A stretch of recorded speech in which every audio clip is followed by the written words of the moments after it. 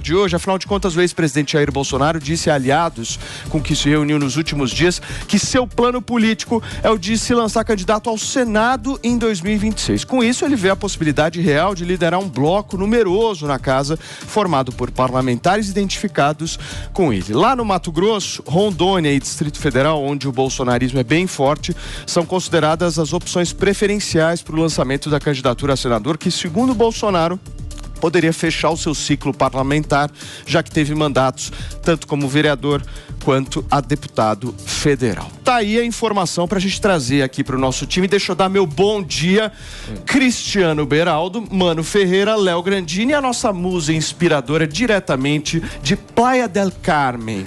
Uma mulher extremamente fina. Vocês veem a diferença.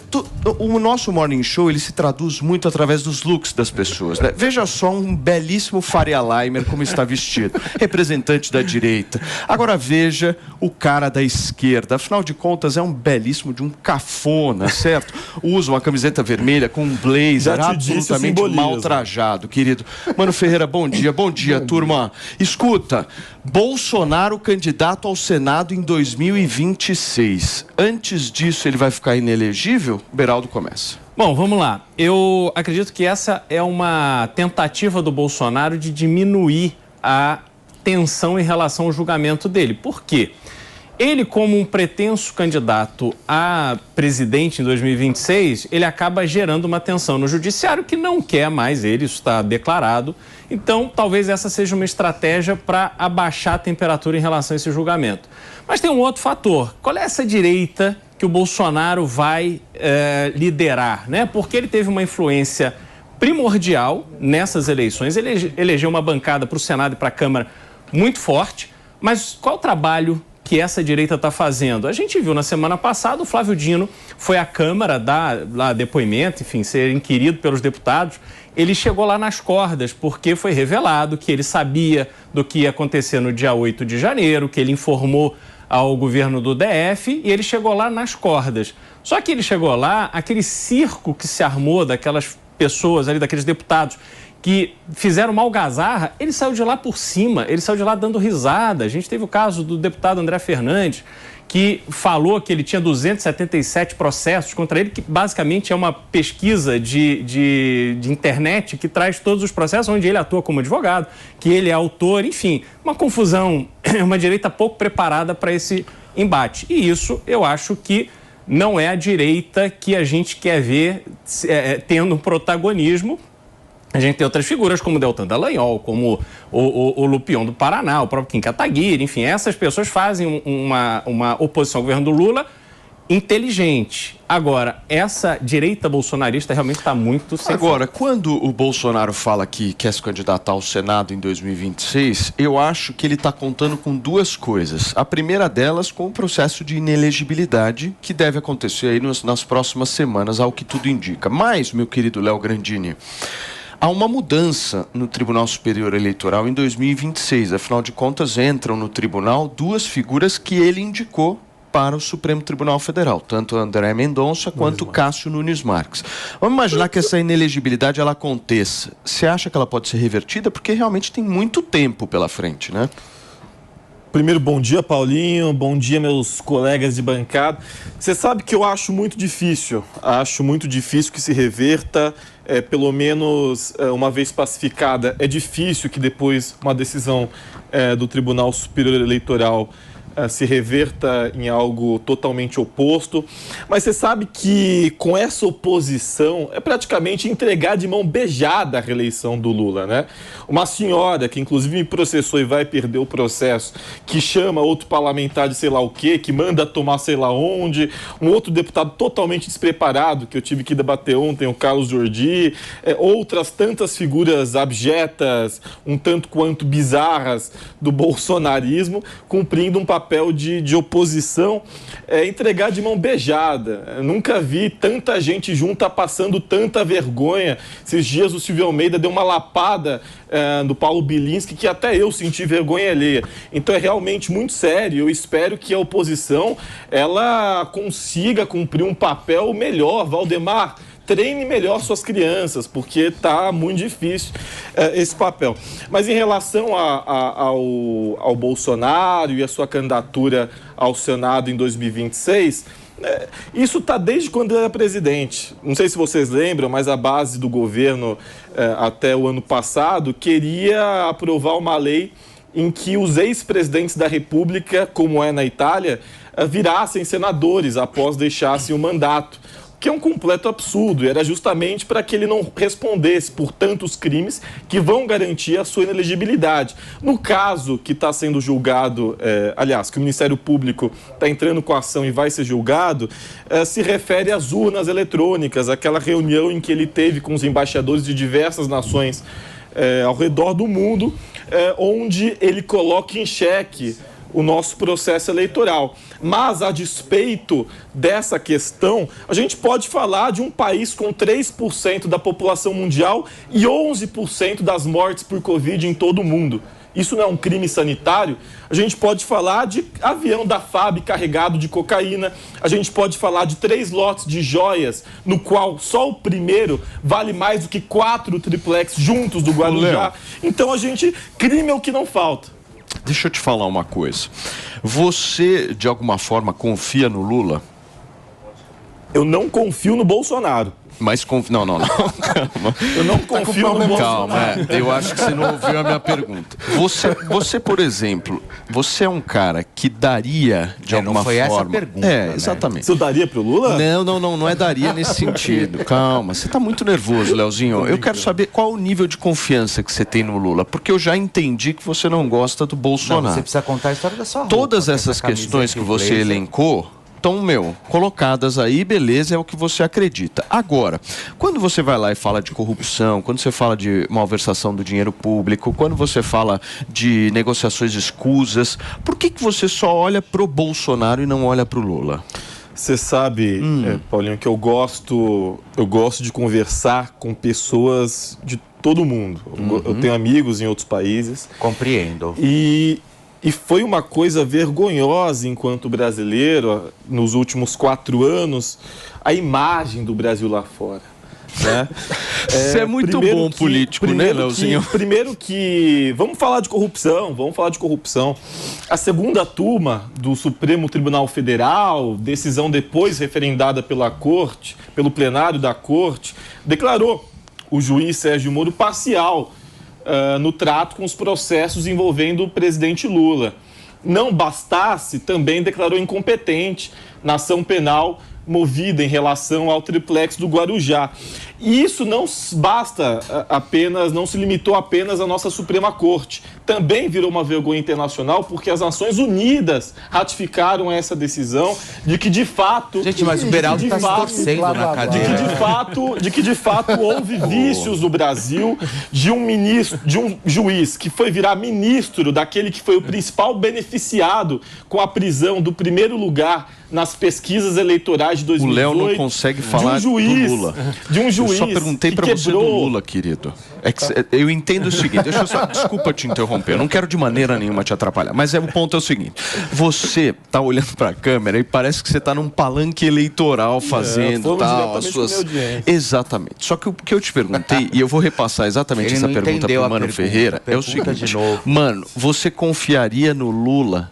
Me responde isso. Não, nem um pouco. O Lula não é confiável. Nós sabemos do histórico do Lula. O Lula era um cara que fez a carreira dizendo que era diferente, que era um representante da ética. Quando chegou no governo, ele mesmo assumiu a existência do mensalão, que hoje José Dirceu tenta reescrever a história. Ele, em rede nacional, numa famosa entrevista, disse que precisava pedir desculpa, que teria sido enganado. A gente sabe que não foi enganado, foi um método de articulação política adotado pelo PT, foi a corrupção, foi aquilo que eles sempre criticaram.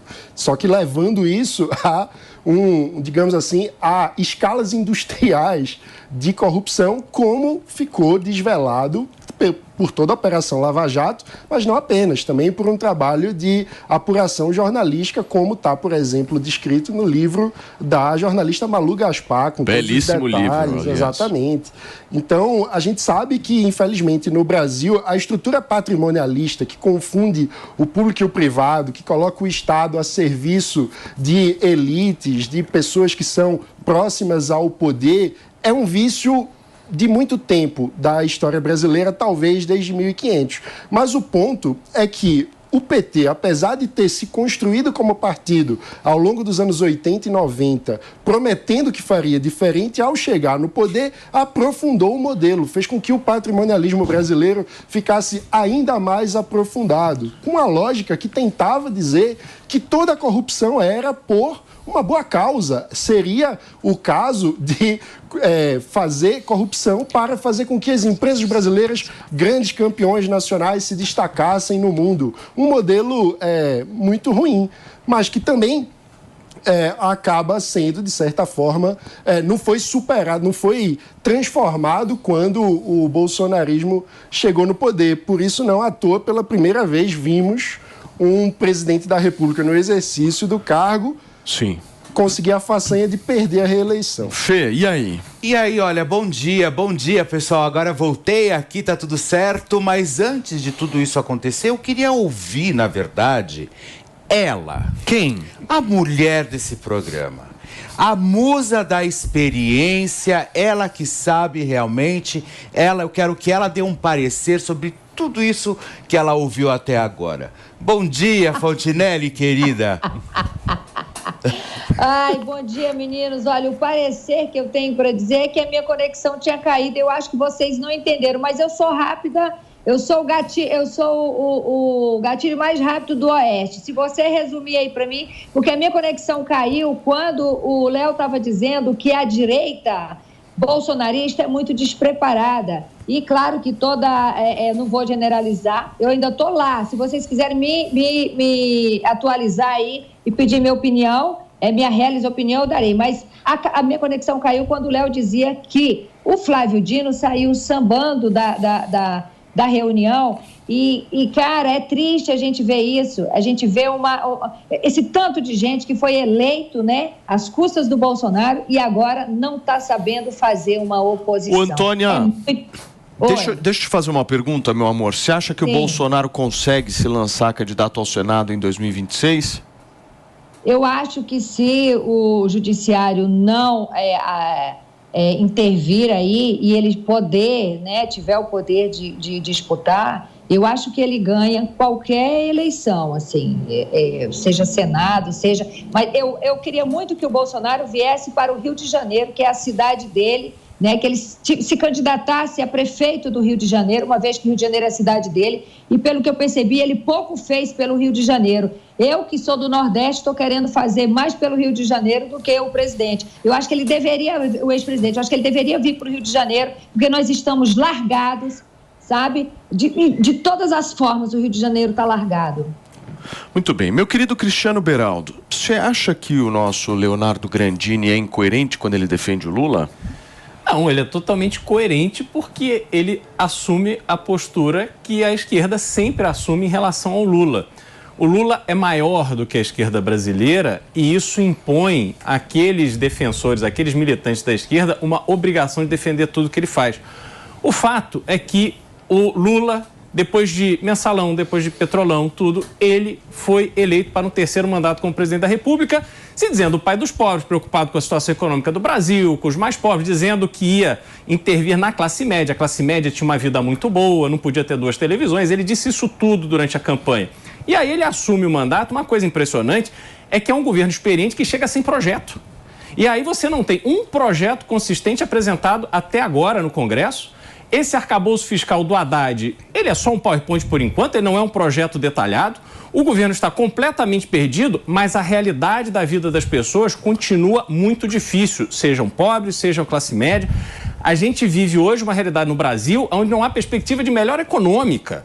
E o Lula o que está fazendo? Está viajando o mundo às nossas custas, ficando em hotel 7 estrelas, militando um devaneio imaginando que o Brasil será um grande parceiro da China e na Rússia, sem se dar conta de que essa briga entre Rússia e Ucrânia, todo o movimento da China contra os Estados Unidos, isso é um jogo de uma liga que nós não fazemos parte. Nós temos problemas aqui extremamente sérios que não estão sendo tratados.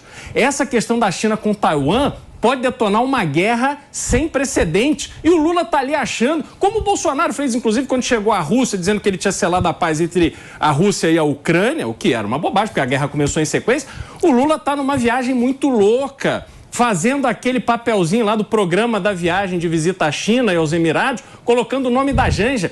Quem é Janja? Nós temos uma primeira-dama chamada Janja. Articuladora. Que foi eleita. Por que é a viagem dela? Não é. E ela está lá fazendo selfies e tirando foto e postando stories completamente deslumbrada. Essa é a realidade do Brasil. O Lula está preocupado com o Brasil? Com o pobre? Não está. O Lula está preocupado com essa viagem louca aí que ele está aí com a Janja. O Lula, você sabe, Paulinho, Beraldo, que o Lula voltou da China com 15 acordos comerciais assinados. Vou ter que intervir. No valor de 50... Não, mas você pode intervir. No valor, fica à vontade, voltou com 15 acordos comerciais assinados, no valor de 50 bilhões de reais em investimentos na área de agricultura, de mídia, de ciência, de tecnologia, o maior acordo bilateral da história entre os dois países, ao invés de voltar com 3 lotes de joias, ao invés de voltar com avião carregado de cocaína, ao invés de voltar... Não, agora você mexeu. Quando você fala de joia, você mexe com a mulher do Sheik. Você mexe com a hombridade feminina. Não pode falar de joia. Fala, Antônia. Fala, Antônia. Vou responder para ele. Eu acho que a questão das joias já foram mais que explicadas, entendeu? E mais, se eu ganho aquelas joias, meu amor, eu entro no aeroporto com elas de pendurada e ninguém me toma. Agora a pergunta você leu esses acordos, meu amor? Como é que você afirma isso, entendeu? Como é que você tem essa certeza absoluta? O que eu entendo é o seguinte, não dá para defender nenhuma parte nem a outra. Agora ficar alguém na bancada defendendo o Lula como se ele estivesse fazendo um governo que o brasileiro merece, é no mínimo... assim, sua cara nem treme, né, meu amor? Não mesmo, não. Porque pra quem passa pano pro pior presidente da história do Brasil, acho que defender o Lula é absolutamente plausível, Antônia, com todo o respeito que eu tenho a você, mas não é normal e não foi explicada a questão das joias, tanto que está sendo investigado o presidente da República. Foi explicada a quantidade de contêiner, foi explicada o ex-presidente da República. O próprio Lula falou que tirou de dentro do palácio e está explicado querer comprar uma mesa com 200 mil reais. O ex-presidente da República, Antônia. Com as pessoas passando fome, isso aí está explicado? Antônia, o ex-presidente da República e a primeira-dama queriam entrar aqui com 3 lotes de joias sem pagar 1 centavo de imposto. Joias essas que não são presente particular, são presente de Estado, pertence à União, pertence ao povo brasileiro. E o presidente da República, Jair Messias Bolsonaro, queria colocar no bolso, sem declarar, sem falar para absolutamente ninguém. Então, parabéns à Polícia Federal e parabéns à Receita Federal por terem impedido esse crime que quase foi cometido pelo ex-presidente da República, Jair Bolsonaro. Sabe qual é o bom de não passar pano nem para um nem para outro? É que a gente pode virar a página e tentar falar do que importa para o país. O fato é que Lula está passando vergonha internacional e fazendo o Brasil passar uma vergonha histórica ao se alinhar com o que existe de pior no mundo nesse momento, que são as autocracias imperialistas que estão fazendo uma guerra de anexação de território, de invasão absolutamente injustificável, uma atrocidade humanitária da Rússia sobre a Ucrânia, uma destruição de um país imperialista que está invadindo um país pacífico, democrático, que estava simplesmente vivendo a sua vida e de repente foi invadido de forma completamente absurda por um império, como é o caso dos russos. Lula, no lugar de defender os interesses do Brasil, se coloca como um lobista, uma cadelinha do Putin. Olha só, gente.